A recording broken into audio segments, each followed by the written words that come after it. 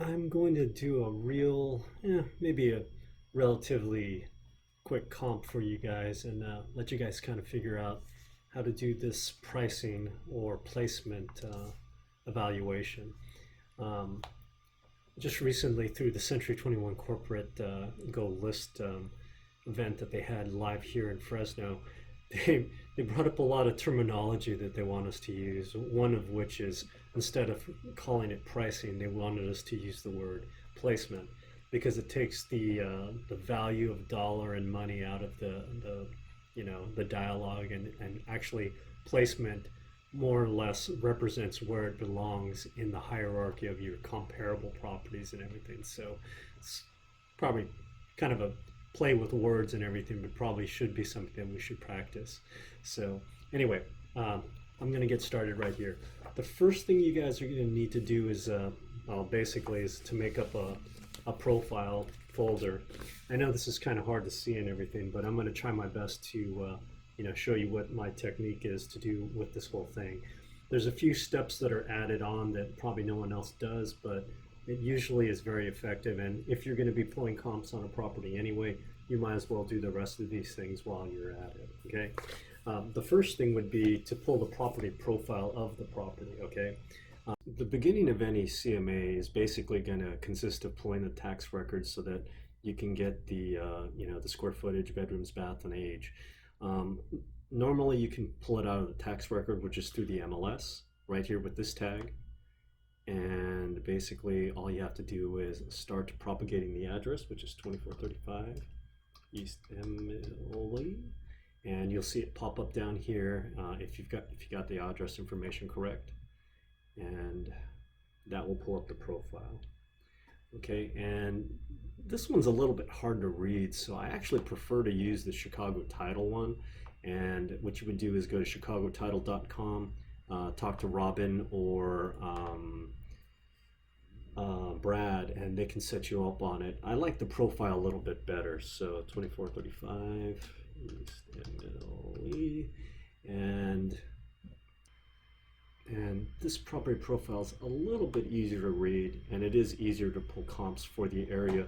Like, let's say if you were going to try to farm or do anything like that from this location, just a little easier and something you can do. Basically, what you're doing from this profile is getting this information right here. So what I'm going to do is I'm going to take a little bit of a screenshot and kind of give you an idea of the information that's most pertinent. Normally you want to get the bedrooms, the baths, compare the age, and then the most important information is here on the square footage, okay? And in this particular case, what you do is you're going to try to derive, like the appraisers do, the square footage of the property and 20% GLA, which is the gross living area. So I always keep a calculator handy on my bottom row right here. And what you're going to do is you're going to take the square footage, which is that 1613, and you're going to multiply it by 0.2, which is 20%, which will give you your, your high and low separation, okay? So you're going to take the 322 and you're going to subtract it from the 613 and add it to the 613 to give you that minimum and maximum. I can use the calculator to show you, but I'm just gonna, I already have the information written down. So the minimum would be about 1,090, and then the maximum will be 1,935. Okay, and what's relevant to this, and why I'm writing it down on the screen to take the extra effort to do this, is that this information is very important to show both your clients and the appraiser when you meet, when you get this thing sold, what you went, the great lengths that you went through in order to accommodate both the appraiser and your clients. They want to know that you're doing it professionally like the appraisers do it, so that there's a higher likelihood that they're going to, agree with your price, okay? So that information I always write on the property profile, and later on in our discussion, I'll show you why you write it down there, okay?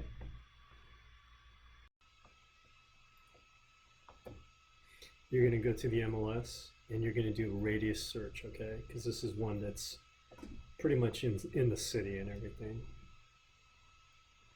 And you're going to type in the actual address. So that would be 2435 East Emily Avenue, Fresno 93730.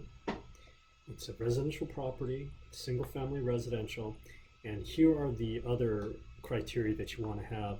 The active properties are the ones that you're competing with. The pending with backups and pendings are also the properties that you're competing with that are under contract but not yet closed. And then the solds, and it should automatically propagate 6 months back, okay, which is what the appraisers use. Now, you'll see that there's 18 properties that have already kind of popped up in the preview.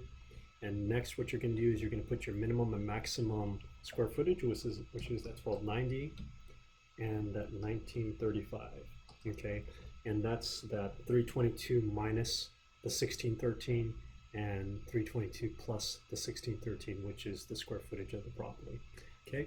Once you click on the screen, it'll show you the newest update. And what you want to do is you can review your findings. Now, granted, in Northeast Fresno, where this property is, there's not a lot of competition. There's not a lot of properties on the market. So you've got this one, which will tell you what the competition is. This one's a little bit smaller, listed at 320 on the market just for a few days. And then you'll notice these other properties are all sold properties, which are what the appraiser looks at. And what you want to do is choose the ones that are most like the subject property. Now, my property is 1613 square feet, and it just so happens that there are a couple that are listed, okay, which happen to be model matches, and that's the terminology you want to use. I'll get that. I think there's one more that's a little further away than this subject property, and I'll show you why we use that other property. Because I could use these comps right here, which would bracket the sales price of the property. So you want to find one that's lower than your subject property and one that's higher than your subject property, and then move your price range to justify the condition or the amenities of the property, okay? So if there's one that is maybe in better condition, yours would probably be a little bit lower. If yours is in better condition and has more upgrades, you want to be towards the top of that thing. And if it's so superior that you think that the highest comp in the area is inferior, then you would surpass that price range, okay? In this particular case, the most likely buyer is going to be conventional. So we can go a little further away. When you're doing an FHA deal, you can only go as far away from the subject property as you get 3 actives and 3 solds, and then they stop. Like let's say it only takes a half mile for you to get that 3 actives and 3 solds.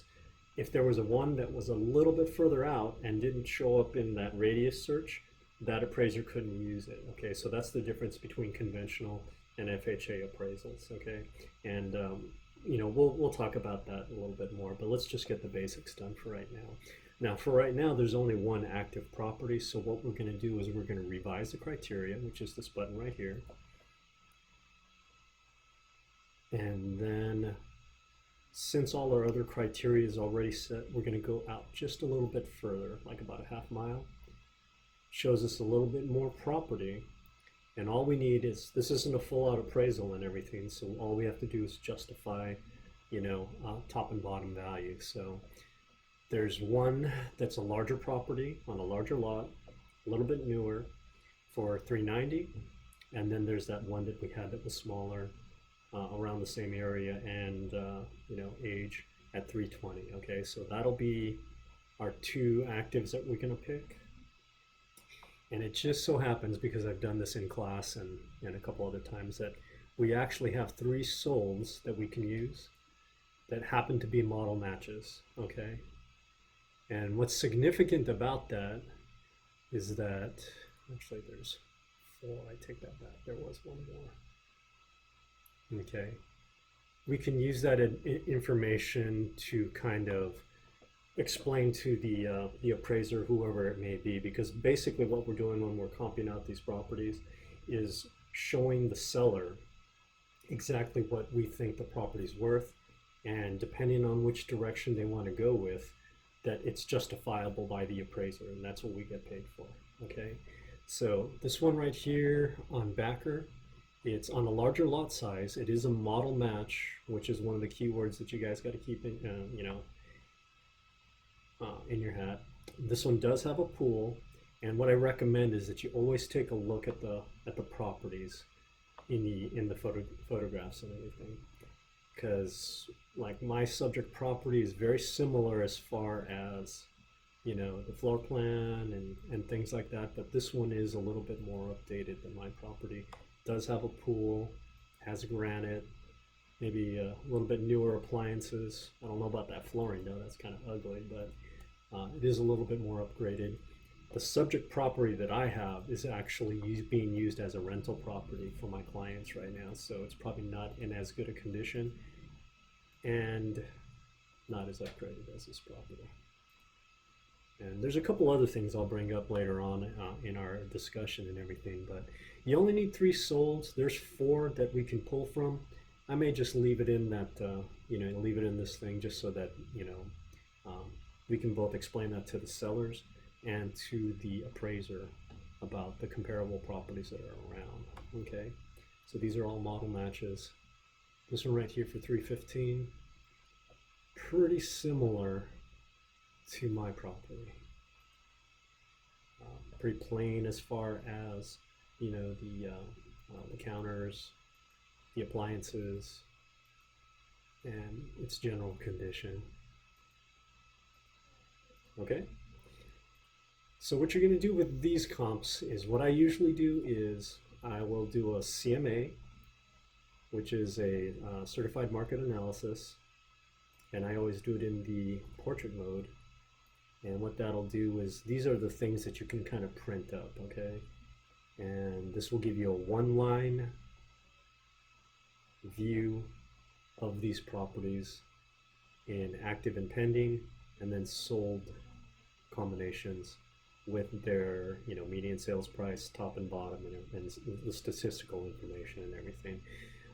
Normally I would probably highlight them, and in this particular case, I think for the class I actually left all the comps on there, and I just highlighted the ones that I thought were the best. Okay, so that's probably what you would do.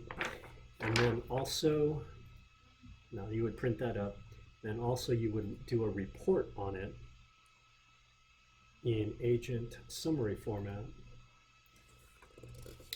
which will also help you explain what individual items, the explanations and some further information when you're talking to the seller or appraiser about the property. Okay, and you print those all together, sandwich them together, and I keep a copy in my folder so that I have the data of what the market looked like when I listed this property. Okay, like let's say it takes 3 months to sell this property for some reason, then you'll have the beginning and ending. Once you get it in escrow and everything, and pull comps once more for the appraiser, you can kind of give them an idea of why you priced it originally versus what you're going to price it at now. Okay, the other thing that you want to do while you're at it is to do a export of this data. Okay, and what it's used for is Toolkit CMA, which is one of the things that comes from Century 21 that is very powerful. They really want to hit home on the fact that you need to leave something behind when you go to your listing appointments, and these Century 21 Toolkit CMAs are excellent. There's a lot of information about what to do while you're listing, how to move, how to prepare for a showing or an open house, and how we market the property. What's great about this is you do all your salesmanship and everything while you're at the property, but when you leave and they're curious about their home, because most people are, they're going to go back through your booklet and read about all the things that we do, which allows you to be working when you're not there in the property. Okay, so you do want to leave something for the sellers besides just comps and everything. Okay, now what you do when you do this is you want to do this in the Realty Tools export version and hit submit. And what it's going to do, it's going to take all the data, all the photos and everything, and make it into a zip file. And you will save this as, and I save all my stuff into Dropbox, but you would save it in some location in your computer so that you can get back to it later and create that Toolkit CMA. Okay, I already got it saved, so I'm gonna just forget that. And then in another class, I'll show you guys how to do that Toolkit CMA brochure and everything. And so what did we learn with this whole thing? Basically, what we did is we learned how to pull the tax records to get the pertinent information about the home that we're going to be evaluating. The second thing is how we derived the way that the appraisers evaluate the property using the 20% GLA and picking the comps to match what you're trying to bracket as far as the properties, bracketing comparable properties, suiting them to to match the placement of the property that you're trying to evaluate. How to present to the appraisers to get your evaluations accepted, and then lastly, to get the Toolkit CMA data set up and everything. And I'll make another video about that. So hopefully you guys will find this information useful. Hopefully I'll start doing better videos and maybe get some of the description down a little bit more smoothly. But for now, just to get something out there for you guys to be able to refer to, maybe this will help you out. Let me know how I could improve on it, and if you have any questions, and my contact information will follow this video. Thank you very much.